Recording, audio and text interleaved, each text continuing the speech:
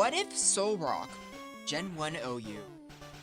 Now looking at his stats, it might seem kinda average. But then again, you don't get rock psychic types very often. Not do we? And both of them are types that are stronger in Gen 1 than in any other gen.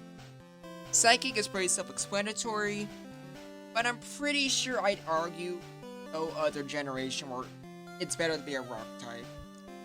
Maybe Gen 4? Gen 3 with like permanent Sandstorm or Tyranitar? But even then, the other types are just so much more powerful to the point where I don't think a special defense boost is the best generation to be a rock type in. I still think it's Gen 1 because of just how valuable that normal resistance is. And SOLROCK has other tools to be using. For starters, with everything having max EVs and your special attack stat is visible. Not great, but you have Stab Psychic, and Stab is stronger than Gen 1 than in most other gens. You get special drops, which that alone makes it worth using. It also is pretty handy for Pokemon with low specials, such as Rhydon, or just having coverage for things like Victory Bell, I guess, don't owe you. But you're mostly using your physical moves. And, I forget what you call it. It's called Edgequake, the combination of Rock Slide and Earthquake. Whatever you call that, that's already perfect coverage for the entire tier. And 95 is a pretty good attack stat. But you also have Explosion. So being able to basically OHKO almost everything is just great on its own. Even better for Pokemon like Chansey and Alakazam, which have low defense, meaning they're always scared you can blow up at any time. It's not that bad, really. The only real issue for SOLROCK is that it's kind of frail, which I wouldn't have expected given its stats. But you'll see in the replays, I was surprised it could not really tank a hit. Now, the main thing SOLROCK would have to worry about is competing with Lunatone. For the sake of this video, we're just going to assume that Lunatone doesn't exist. However, I'm going to upload a video, literally after this one. And for Generation Jumble Season 3, it will have to compete with Lunatone, like in other generations. It's basically, well, it's really just the exact same typing, but you're switching the physical attacking stats with the special. But even if SOLROCK and Lunatone are in the same game, I mean, that doesn't automatically mean Lunatone will be better, because you have higher attacking stats, which that alone just gives you a better matchup against Chansey and Alakazam, like I said previously. So I don't know. I haven't actually made the replays for Lunatone. I'm gonna be doing that very shortly. So I'll probably talk more about how these two compare to each other in that video. So be sure to check out that one after you watch this one. But I'm curious. I'm curious to see which one of them ends up being better. And I do feel like, or it's weird, SOLROCK feels very niche still, even though it has a great typing and move pool. And I imagine Lunatone will be the same. So I don't know what tier they would be in. I don't think they'd be in I don't think Borderline either. I'd imagine they'd be in Underuse, but even in Underuse, the rock typing isn't bad. But ironically, despite there being so many water types, Golem is just so much better. So I really don't know what the fate of these two would be. But for the meantime, let's get on to the replays, shall we?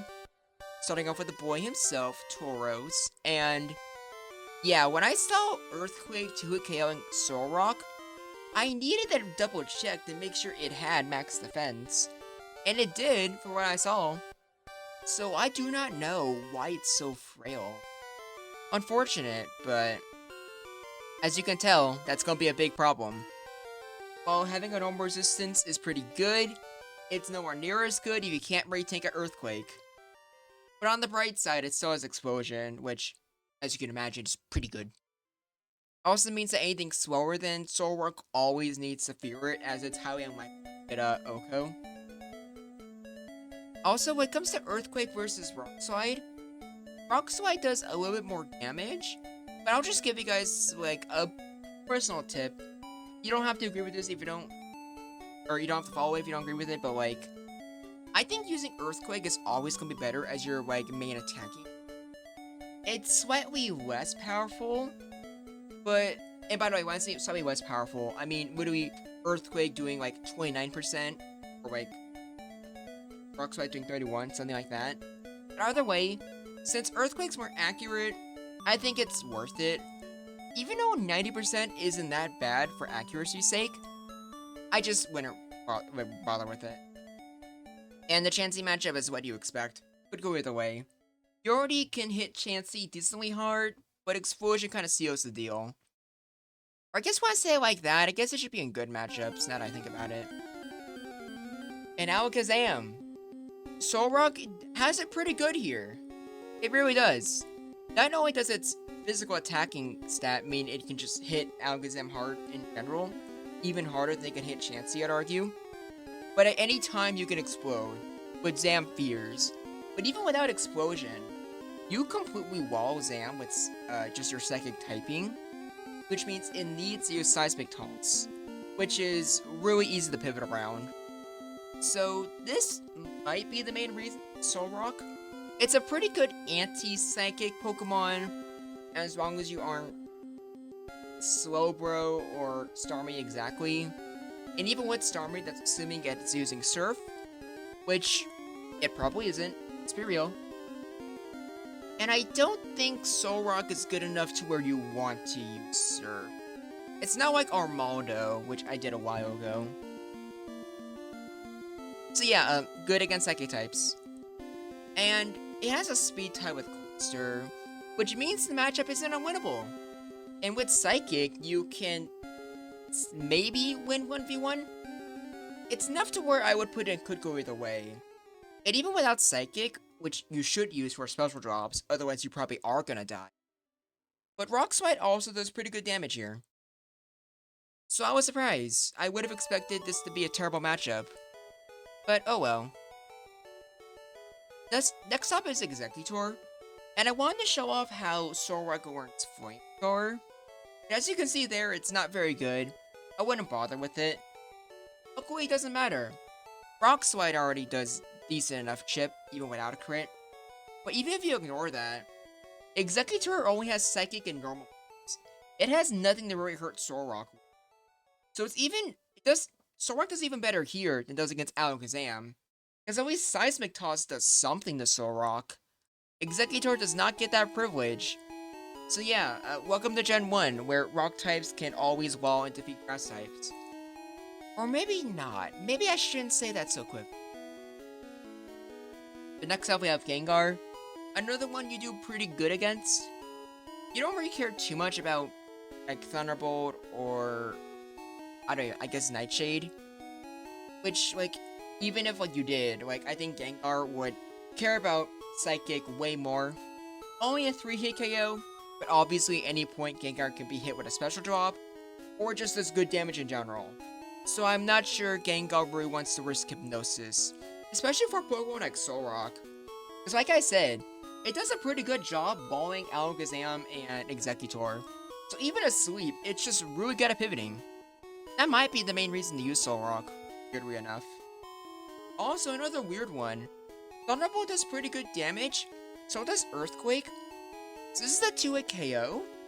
Technically, Jolteon's is a 3-hit KO, but also it has a great crit rate, so it could be anyone's game, really. And next up, we have Jinx, and Blizzard hits really hard. And you're faster, so even though Rock Slide does a lot of damage, Jinx might win, but then again, Blizzard isn't always accurate, but at the same time, like, Rock Slide's the exact same, but Jinx is a higher crit rate. But also, with literally any chip, Solrock can just be sent in. And if Jinx is paralyzed, good luck winning that. So it's just a textbook definition or example of a could go either way. Now, Rhydon, like Solrock's main competition, I guess. Even though, ironically, it's more so being used as an anti-psychic Pokemon. Rock typing comes relevant in that. But for the most part, you don't do good against Rhydon. As you saw there, Psychic didn't even do that much. Another move you have access to is Reflect, but all Reflect does is turn it to a 3. So, even then, you're not doing that much to ride on. If you get a crit, sure, you can beat it any day you want. Otherwise, Earthquake does slightly more than Psychic, but instead of 27 around that range, it's 35. Which means setting up the Reflect, you're most likely not gonna kill Rhydon in time. I just avoid a matchup unless you already have Reflect. But if you have Reflect, you're giving up on either Rock Slide, Earthquake, Psychic, or Explosion. So honestly, Reflect doesn't even matter, because the rest of those moves are so much better. None of them help against Slowbro, however. So this is just unwinnable, because I don't count it getting a crit with Explosion as being a good matchup. Almost done. Now we have Starmie. And thank goodness Starmie doesn't prefer to use water moves in Gen 1. It gives SOLROCK a decent chance. I'm not sure what the most optimal thing to do is, however. I'm not sure if going for Rock Slide's better or fishing for special drops. Okay, that's a lie. Obviously, the best thing you could be doing is just exploding. But be careful because you don't have a guaranteed KO on Starmie. I'm not even sure if it's in a range. I'm assuming not. Because I'm pretty sure with most of the Pokemon in Gen 1, Starmie can survive most explosions at full HP. But correct me if I'm wrong. Now, Victory Bell. Yeah, this is you have a speed tie, which is okay. But what do you expect? A guaranteed crit Razor Leaf? When you already saw how much a neutral Earthquake did? Of course it was gonna die. But last but not least, we have Zapdos. Despite Solrock being a rock type, this is not a free win. Thunderbolt does a lot of damage, and Zapdos is faster than you. And given how much damage that did, Rock Slide, I'm pretty sure, is even a guaranteed 2 KO. But it's still enough to where Zapdos has to, respect Solrock, and Solrock can definitely get some KOs. Because it could go either way. Just like most things, as you can see in the tier list here. But Chansey, I think, needs to be moved to good matchup. And I'm actually not sure why. This should probably be bad matchup as well, now that I think about it. Against Explosion's pretty dangerous, but what do you think? Do you think Solrock would end up staying at OU? Granted, when we look at the tier list here, it doesn't look that bad. But I still have my doubts. I don't know. You can have some good things on paper, but in execution, if you're very frail, there's probably other Pokemon you can justify. But hey, if you think Solrock is OU material, probably in a week or two, Generation Jumble Season 3 could be fun. You can give it a shot. Never know. But that's about it. I hope you guys watched the Wintertone video. That's gonna be uploaded very shortly. You can watch the Volbeat video. I uploaded before this too, I guess. But I don't think I need to explain to most of you that it's not a very good Pokemon. But maybe you can prove me wrong. Until next time, this is Groundback, and I look forward to hearing from you.